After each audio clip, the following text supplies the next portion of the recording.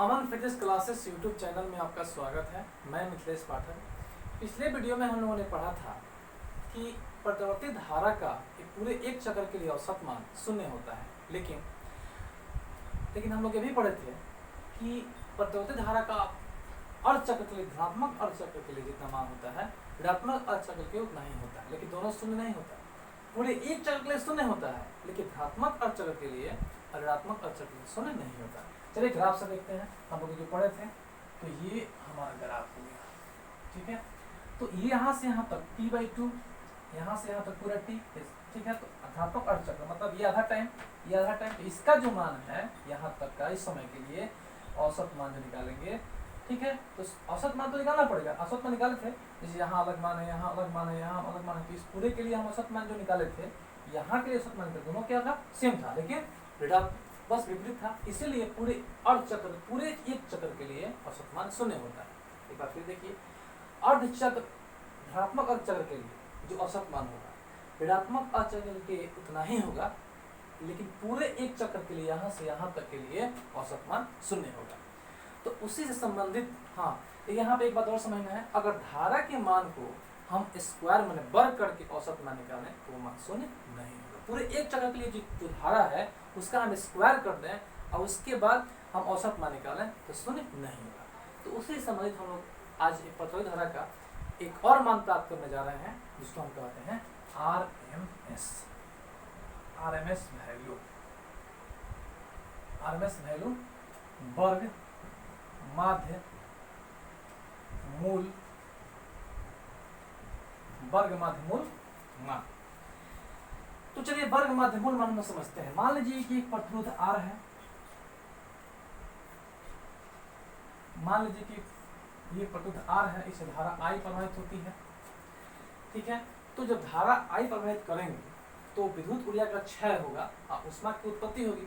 तो विद्युत ऊर्जा के क्षय जो होगा तो उसका जो दर होगा P=W/T।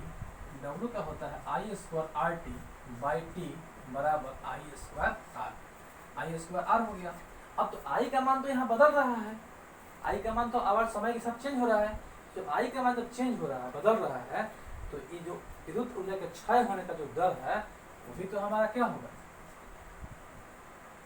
ये भी बदलेगा, ये भी बदलेगा। हमारा I बदल रहा है तो ये भी बदलेगा। लेकिन पूरे एक चक्र के लिए, पूरे एक चक्र के लिए औसत मान जो होगा, औसत किसका, क्या औसत, विद्युत ऊर्जा के क्षय होने का औसत दर, वो होगा I/RMS²R, ठीक है।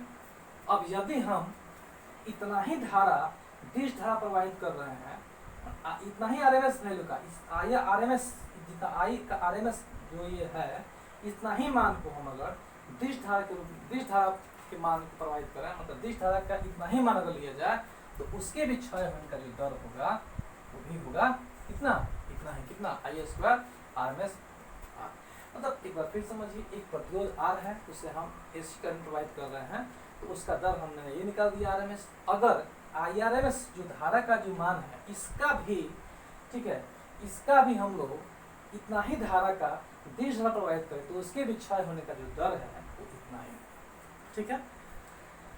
अब इसको परिभाषित कैसे करेंगे कि दिश धारा का, देखिए, किसी धारा का वर्ग माध्य मूल मान, दिश धारा का वह मान है जो किसी प्रतिरोध में एक सेकेंड में उतना ही ऊष्मा उत्पन्न करती है जितना कि प्रतिवर्ती धारा में करती है। मतलब कि वर्ग माध्य मूल मान धारा का वह मान है जो किसी दिश धारा का वह मान है जो एक सेकेंड में जितनी ऊष्मा उत्पन्न करती है, एक सेकंड में जितना ऊष्मा उत्पन्न करती है, प्रतिवर्ती धारा के द्वारा भी उतना ही ऊष्मा उत्पन्न होती है। दोनों का मान बराबर होता है, उसी को हम कहते हैं वर्ग माध्य मूल मान। आइए हम लोग वर्ग माध्य मूल मान कैसे निकाला जाता है इसको देखते हैं।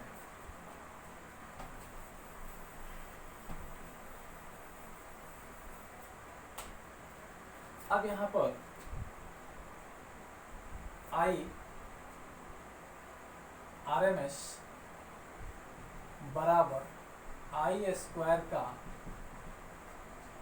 पूरे एक चक्र का औसत मान। देखिए हम पिछले वीडियो में पढ़े थे ना कि आई का तो एक चक्र के लिए औसत मान 0 होता है, लेकिन यहाँ आई स्क्वायर का पूरे एक चक्र के लिए कौन सा मान हम आई स्क्वायर आई कौन सा मान ले रहा है, और चक्र नहीं, पूरे एक चक्र का जो मान है धारा का उसका स्क्वायर का औसत मान हम यहाँ निकाल रहा है। ऐसे तो आई का मान औसत मान एक चक्र के लिए 0 होता है, लेकिन आई का स्क्वायर हम आई का वर्ग कर रहे हैं, उसके बाद औसत मान निकाल रहे हैं तो 0 होता है। तो ये हो जाएगा या I square R M S बराबर, ये देखिए ठीक है, तो ये हो जाएगा I zero square sine square omega T, ठीक है, 0 से टी बटा डी टी, 0 से टी, कुल धारा बटा कुल समय, जब ना औसत आर निकलेगा, औसत हम निकाल रहे हैं इसके पूरे का। अब I square R M S बराबर, ठीक है, ये डी टी का तो टी होता है, तो यहाँ तो टी हो जाएगा, तो 1/t, ठीक है, I square I zero square sine square omega T बराबर हो जाएगा I zero square by T. अब इसका होगा 1 minus cos 2 omega T, 1 minus cos 2 omega T by 2, क्योंकि 0 से टी, तो यहाँ पर ये नहीं, यहाँ पर हो जाएगा 0 से। अब देखिए यहाँ पर हम बता रहे हैं, ठीक है, अब I square R M S बराबर I zero I naught square by T, ठीक है। अब यहाँ पर, ठीक है, यहाँ पर 2t हम कर दे रहे हैं, 2 बाहर चला गया, तो डी टी 0 से t minus cos 2 omega T D T, ठीक है, यहाँ पर डी टी छूट गया है, डी टी 0 से t। अब देखिए आई जीरो स्क्वायर बाई 2t, यहाँ पर t माइनस इसका हो जाएगा sine 2 omega t, sine 2 omega T by 2 omega, ठीक है, कॉस का हो गया साइन 2 ओमेगा टी बटा 2 ओमेगा, ठीक है, 0 से टी, आई जीरो का square by 2t, T minus हो जाएगा 1 माइनस 1 बटा 2 omega sine 2 omega t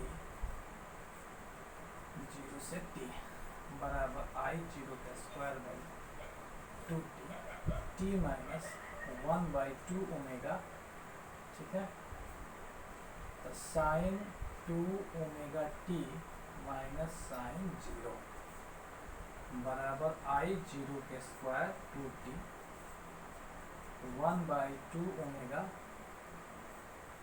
sine 2 pi by T into T minus sine 0 बराबर आई जीरो का square by 2t, T minus 1 by 2 omega 0 minus 0, I zero का square by 2t into T I square R M S, यहाँ लिख देते हैं, जगह नहीं है, तो आई टी से टी कट गया, तो I R M S square बराबर, ठीक है, आई स्क्वायर बाई 2 या आई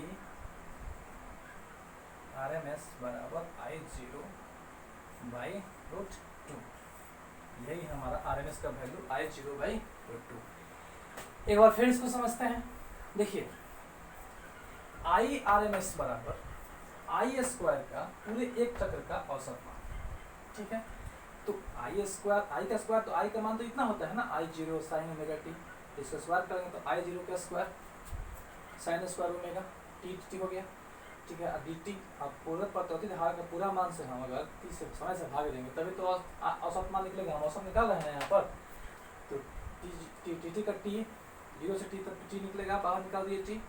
अब साइन इसका सूत्र जो ये कैसे लेना है देखिए, sine square theta equal to होता है 1 माइनस कॉस 2 थीटा बाई 2। ठीक है, ये कैसे हुआ मैथ में हम लोग पढ़े होंगे। कॉस 2 थीटा बराबर 2, ठीक है, 1 माइनस 2 साइन स्क्वायर थीटा होता है। ठीक है, 1 माइनस 2 साइन स्क्वायर थीटा होता है। इसी सूत्र पर ये हमारा निकल गया। ठीक है, तो अब यहाँ पर हम क्या कर रहे हैं, 2 बाहर निकाल दिए, यहाँ किया है 2 बाहर निकाल दिए। अब dt का यहाँ पर dt हो गया, यहाँ पे सब दो अलग अलग भाग में तो निकाल दिए। तो dt का यहाँ पर t cos इसका होता है इंटीग्रेशन साइन 2 ओमेगा t है, इसका होगा 2 ओमेगा बटा में होगा 0 से t। तो यहाँ पर 1/2 ओमेगा निकाल दिए, तो साइन 2 ओमेगा t 0 से t 2 ओमेगा अपर लिमिट में दो लिमिट लिखेंगे, t की जगह पे एक t, यहाँ पर 0, तो 2 ओमेगा t। ठीक है, तो यहाँ पर ओमेगा का 2 पाई बाई टी, टी से टी कट गया, तो साइन 4 पाई का मान भी 0 होता है, ये 0 0 हो गया। ठीक है, तो यहाँ पर तो इसमें जब मल्टीप्लाई करेंगे 0 से, ठीक है, तो 0 खाली टी बचेगा, तो टी से टी कट जाएगा यहाँ पर, तो क्या होगा आई 0 का स्क्वायर बाई टी, आई 0 बटा रूट 2।